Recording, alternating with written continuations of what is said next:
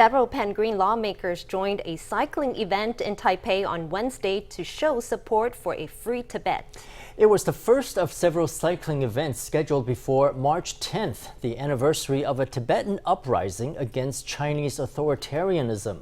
In Wednesday's event, cyclists passed by scenic attractions in Taipei while wearing the Tibetan flag. Free Tibet! Free Tibet! Free Tibet! Free Tibet! The first bicycle parade of the 2020 Cycling for a Free Tibet initiative took place today. Cyclists set off from Taipei's 228 Peace Memorial Park, past Liberty Square and over to the Legislative Yuan. Lawmakers from several parties took part in the event.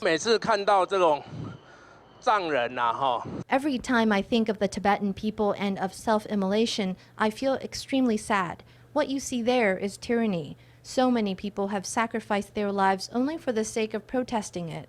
It's protest that's full of pain. It's already been 61 years since the Tibetan uprising. I first want to say to the Tibetans who are here today, we know how hard it has been for you. It's been a long road home. In 1951, the Chinese and Tibetan government signed the 17-point agreement, which affirmed Chinese sovereignty over Tibet while promising no alterations to its political system led by the Dalai Lama. The Central Tibetan Administration maintains the agreement was signed under duress. Less than 10 years after the signing, China annexed Tibet. The 14th Dalai Lama and a great number of Tibetans were forced into exile. Many in Taiwan sympathized with Tibet's fight against China's authoritarianism. Every year before the Tibetan uprising's anniversary on March 10th, activities are held in support for Tibet. It looks like many political parties, with the exception of the KMT, will join the activities. At any rate, we did send an invitation to the KMT. As the KMT gets ready to choose its next chairman, we're seeing talk of how the KMT was originally anti-CCP and pro-U.S. I think this talk is very good, but it's not something to be said only during a chairmanship election. Joining the Taiwan Parliament Group for Tibet would be the clearest first step to take against the CCP.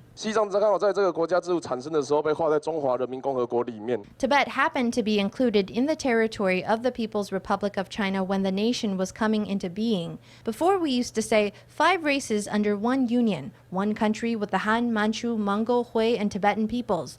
Now they talk of the 5 poisons. That's 5 groups poisonous to China: Falun Gong practitioners, overseas activists, and independence activists of Tibet, Xinjiang and Taiwan.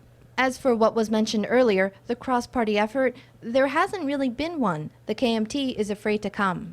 Many Tibetans have been in exile for more than 60 years. They hope that one day they'll be able to return to their homeland and their old way of life.